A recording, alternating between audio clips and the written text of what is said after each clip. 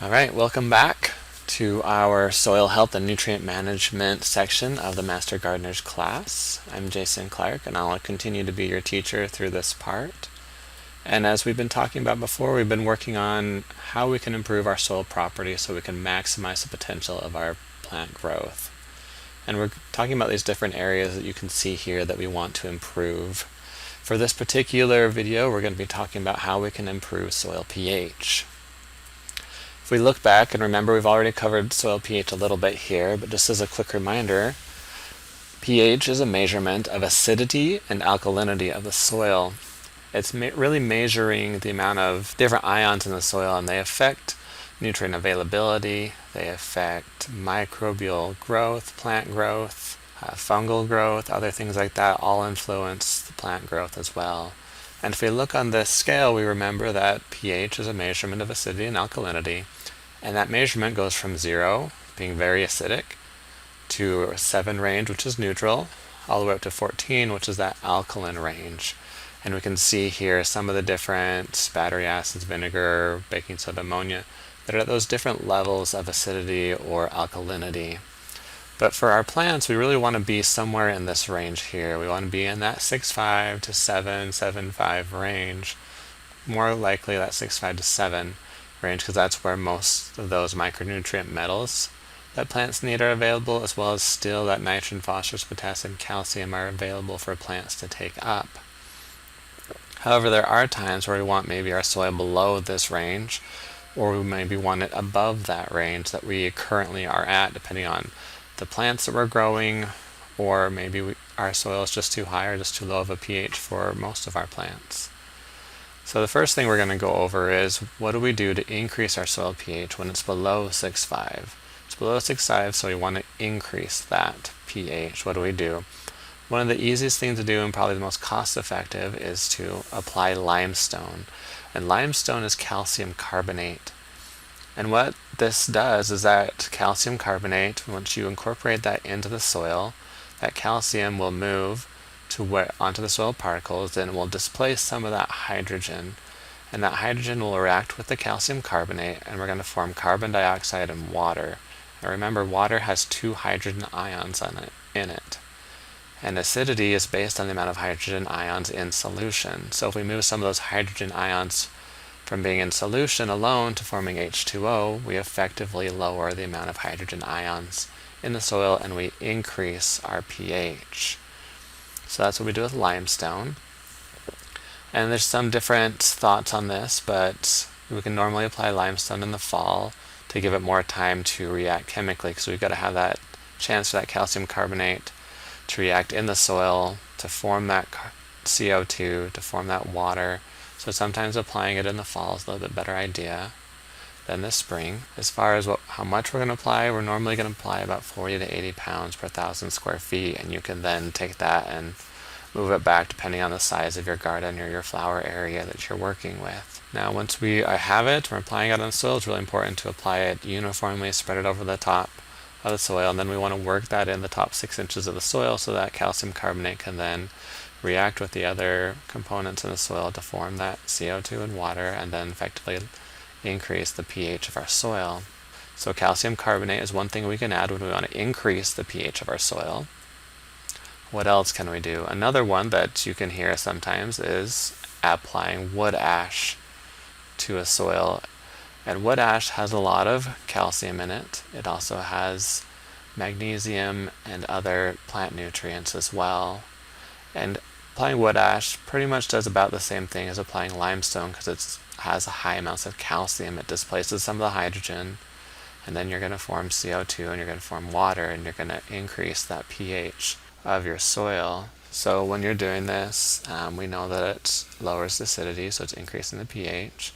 And when we're talking about rates, kind of as a rule of thumb, you can say for about every 2 pounds of wood ash, it equals about a 1 pound of that ag lime or that calcium carbonate product. And if we use that rule of thumb, that means we are going to apply 2 pounds for every 100 square feet, and then we are going to monitor pH over the years to see how well it's changing that pH of our soil. And of course we want to spread it uniformly and then work it into the top 6 inches of the soil with some sort of tillage to get the most reactions going to help improve our pH. There are, however, a few cautions with adding wood ash. You need to be careful because the wood ash can irritate our skin. So now we're looking at the opposite spectrum here. Before we wanted to increase our pH when it's below 6.5, and now we want to reduce our soil pH when it's above 7.5. And high pH above 7.5 is going to be more common in the western part of South Dakota, in the drier part where we have more calcium in the soil, where they have a lot more of that to react and help increase the pH of our soils. So when it is high, there's a few things that we can do. And one thing that we can do is we can apply elemental sulfur to the soil. And what this elemental sulfur does is that soil bacteria will take the elemental sulfur and it will change it to sulfuric acid. And as we know, acids are acidic, so they're lower on the pH scale. And so because it turns it from sulfur to sulfuric acid, it's helping reduce the pH of our soil. And there are a couple of different caveats with this. Some would say to apply it in the fall is better than applying it in the spring because it gives it more time to chemically react with the soil. Whereas other sources that you'll read will say that this is a microbial mediated activity or with bacteria, and the bacteria convert the sulfur to sulfuric acid.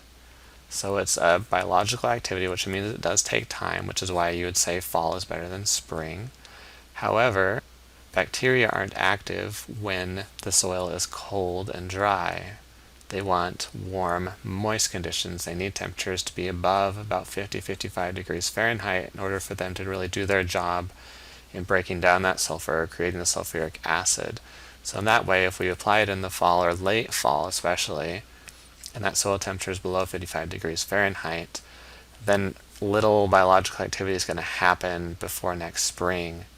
And we also want to be careful because we don't want saturated, flooded conditions either, because if we don't have oxygen in the soil, then that sulfur is going to be converted to hydrogen sulfide. They're going to have this rotten egg smell, because that's what the anaerobic bacteria, the bacteria don't require oxygen, are going to do with elemental sulfur.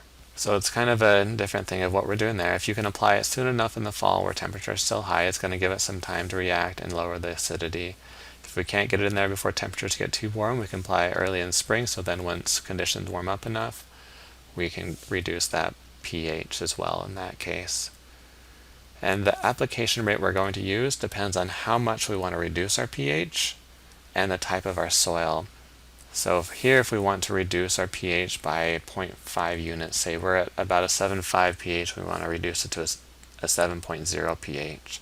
If we have a loam textured soil, remember loams have more silt, more clay, less sand, which means that you probably have a higher cation exchange capacity, they have more surface area, and it takes a little bit more of sulfur to be able to effectively reduce the pH. So we're going to need about 12 pounds of elemental sulfur per 1,000 square feet.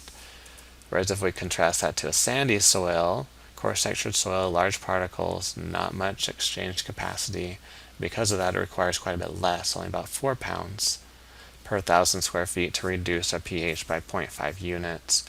But most of our soils in South Dakota are going to be more towards that loam, clay type of soils, that medium to medium fine texture. So we're going to probably need to add closer to that 12 pounds unless you happen to be in a very sandy area of the state. And just like the other products, we want to spread them uniformly, and we want to work them into the top 6 inches of our soil with tillage to get those reactions going, because it is biologically mediated, so that sulfur needs to be in contact with the bacteria that convert it from elemental sulfur to sulfuric acid.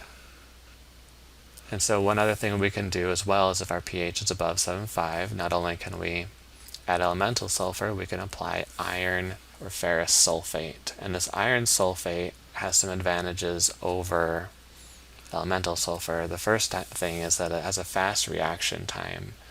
It moves from that sulfur to that sulfuric acid form to reduce pH more quickly. However, it does take a little bit more of the product and a little more expensive as well. So it requires that oxidation, that biological activity to release the acidity. And again, the application rates are going to vary by your pH and your soil type. So here we're going to have to add 60 pounds per 1,000 square feet for a loam soil, and then 25 pounds per 1,000 square feet for a sandy soil. And as before, we need to spread it uniformly with all these products. We're going to see that trend and incorporate it into the top 6 inches of our soil with some sort of tillage. That's a really good idea there. So there are a few other things we can do if we want to reduce that pH below 7.5. There's a few other materials we can add. One of them is aluminum sulfate. This is a product they primarily use for blue hydrangeas. In order to get that deep blue color, the pH of their soil needs to be a little bit lower. Most likely has to do with that taking up that availability of iron to create that blue color. So in order to do that, we can use things like aluminum sulfate, make that iron more available. We get that deep blue color we want in those hydrangeas. Another thing we can do is we can use acid. And for using this product, we want to incorporate it about 6 to 12 months before planting. It's a very acidic peat, has a very low pH, and when we do this, we want to use a 50-50 mix of 50% soil, 50% acid, and then we want to put it into the planting hole where we're going to put that plant that needs that lower pH. The last thing we can do is we can apply ammonium fertilizers. Ammonium fertilizers aren't going to be as effective as some of these other things, but they are going to slowly reduce the pH of our soil, and that happens because the ammonium ion in the soil is an NH4+. So when it reacts with the soil, it goes from NH4+ to nitrate. It releases those hydrogen ions. And those hydrogen ions, when they come in solution, that's what pH is a measurement of, so it actually lowers the pH because it increases the amount of hydrogen ions that are in your soil. So this is what we've been over so far today. We're going ahead to hit on the soil pH, how we can change it if we're above that 7.5 range or if we're below it. I hope this video has helped us some be able to understand what we need to do if we want to effectively increase our pH if it's below that 6.5 range, or if we want to effectively lower it if it's too high, if it's above that 7.5 range. We can increase our pH of our soils by adding calcium carbonate or some lime source. We can add wood ash. If we want to lower that pH, we can add elemental sulfur, iron sulfate, ammonium sulfate, or we can add ammonium fertilizers. Different things like that can help us effectively manage our pH to help it get in the range that our plants, our flowers, our vegetables, our fruits need in order to grow well. As always, if you have any questions, feel free to reach out to me. Thank you.